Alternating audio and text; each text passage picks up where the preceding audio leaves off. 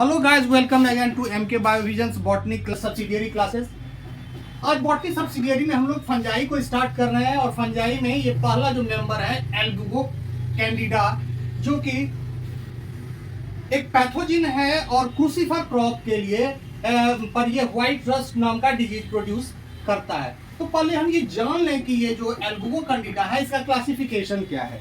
हम Protista, phylum Oomycota, class Umycetes, order Albuginales, family Albuginaceae, genus Albugo, species Albugo candida। यहाँ ध्यान देने वाली बात है कि ये किंगडम माइकोटा हमने नहीं लिखा है। किंगडम माइकोटा के अंदर ही सारे फंजाई आते हैं, यानी कि एल्बुगो को ट्रू फंजाई कंसीडर नहीं किया जाता है, क्योंकि ये उमाइसिटीज के जो भी मेंबर हैं, उमाइकोटा के जो भी मेंबर हैं, वो ट्रू फंजाई कंसीडर नहीं किए जाते हैं। क्यों नहीं कंसीडर किए जाते हैं? इसका एक रीजन है। Oomycetes are generally closer to brown algae. ये जेनेटिकली क्लोजर टू, ये जेनेटिक सिमिलरिटी ब्राउन एल्गी से शो करते हैं, न कि फंजाई से। सेल वॉल भी जो है इनका, it is made up of cellulose instead of chitin.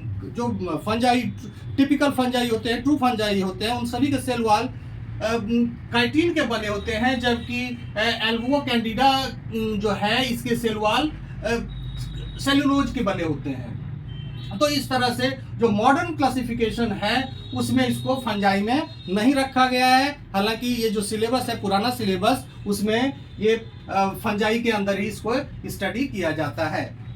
अब हम देखें कि ये है क्या। Albugo candida causes white rust disease in a number of crucifer crops, mustard, cabbage, cauliflower, broccoli, etc.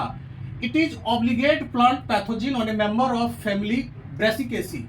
White rust disease is favored by cool and wet condition in winter and early spring.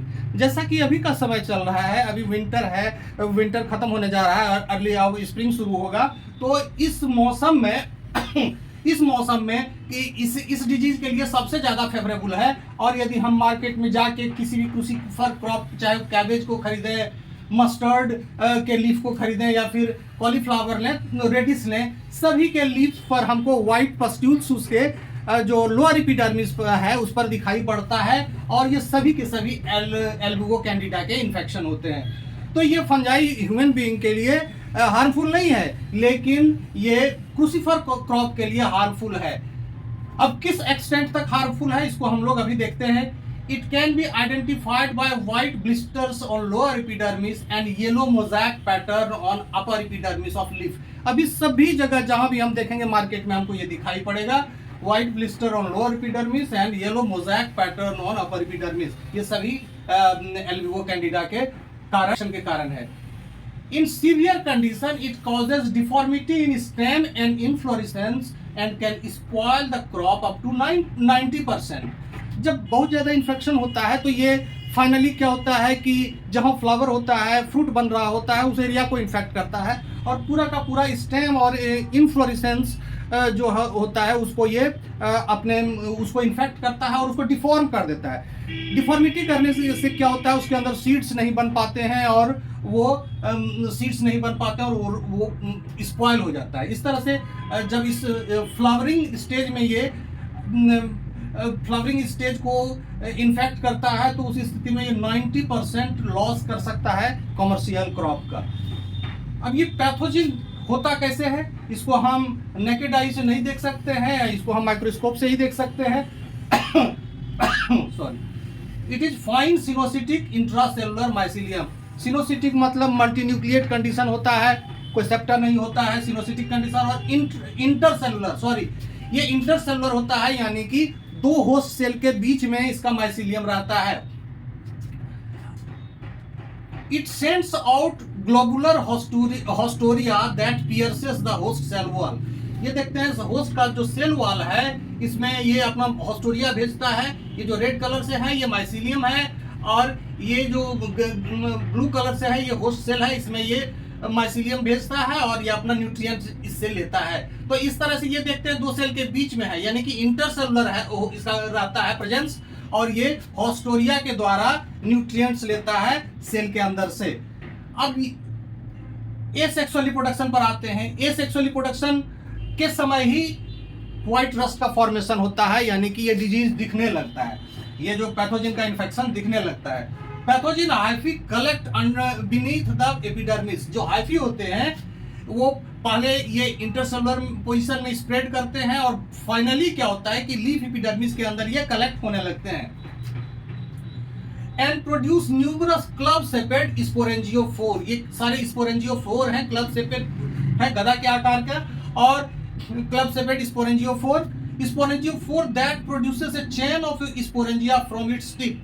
ये अपने tip से chain of sporangia बनाते हैं इन basipetal succession, यानी कि जो दूर के स्पोरेंजिया होंगे वो पुराने होंगे और जो स्पोरेंजियोफोर से लगा हुआ होगा वो सबसे नया स्पोरेंजिया होगा।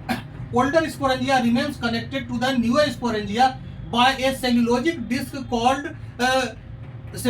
Disc called disjunctor. अब ये डिसजंक्टर के द्वारा एक दूसरे से कनेक्टेड रहते हैं। ये जो देखते हैं डिसजंक्टर क्या होता है कि ये एक म्यूसिलेज बनता है, जब जैसे ही वाटर के संपर्क में आता है तो ये क्या कहता है, यहाँ से टूट जाता है, डिसजंक्टर से टूट जाता है और ये अलग हो जाता है, यानी कि स्पोरेंजिया जो है स्पोरेंजियोफोर से अलग हो जाता है।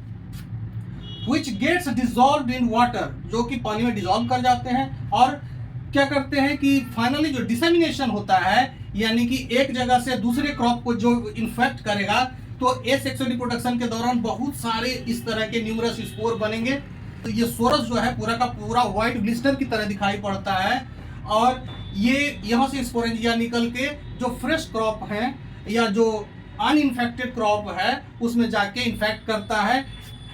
तो ये जो मेथड है ये एसेक्सुअल रिप्रोडक्शन का है। हम यहाँ देख रहे हैं कि यहाँ से ये स्पोरेंजिया यहाँ निकला है, यहाँ जाके ये मल्टीन्यूक्लिएट स्ट्रक्चर है और मल्टीन्यूक्लिएट स्ट्रक्चर है, इसमें सेप्टा का फॉर्मेशन हो गया है।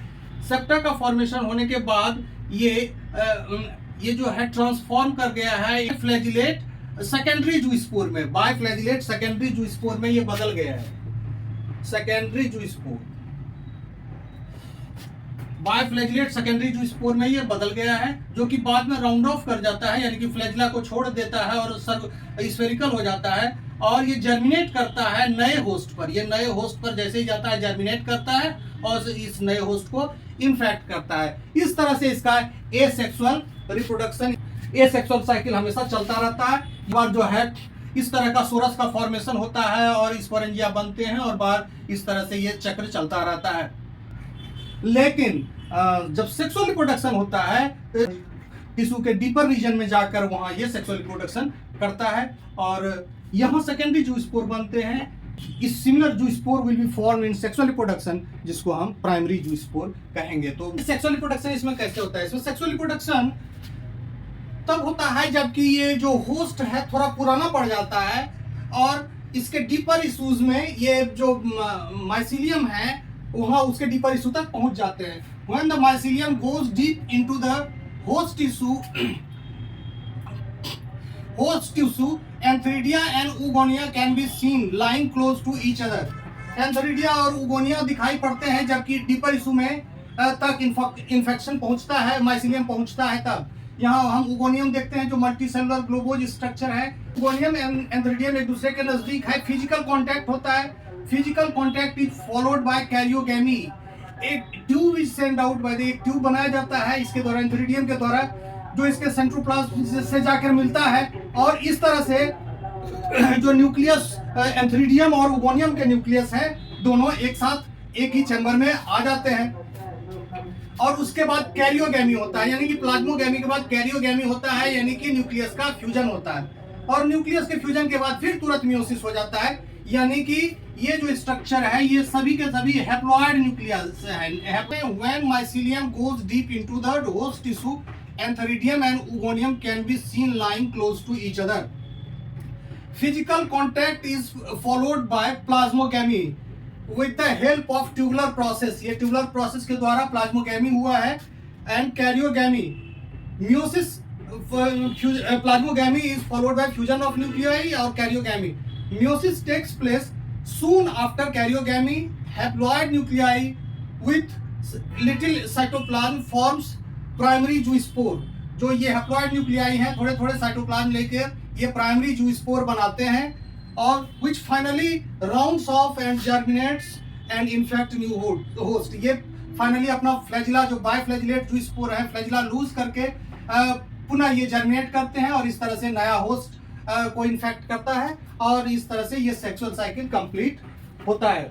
कि ये 90% तक की क्रॉप को डैमेज कर सकता है, तो इसके मैनेजमेंट कैसे हम इससे छुटकारा पा सकते हैं, इसको मैनेजमेंट व्हाइट रस्ट का कैसे किया जा सकता है, इसके लिए है कि हम रेसिस्टेंट वैरायटी का इस्तेमाल करें जो व्हाइट रस्ट रेसिस्टेंट हो। और दूसरा है क्रॉप रोटेशन, यानी कि दो क्रोसिफर क्रॉप के बीच में हम दूसरा सब क्रॉप लगाएं, क्रॉप रोटेशन करें और कम से कम 3 साल तक का क्रॉप रोटेशन करें, तब इस डिजीज के इम्पैक्ट को मिनिमाइज किया जा सकता है। ओके, थैंक यू, आज के लिए इतना ही। Okay, bye.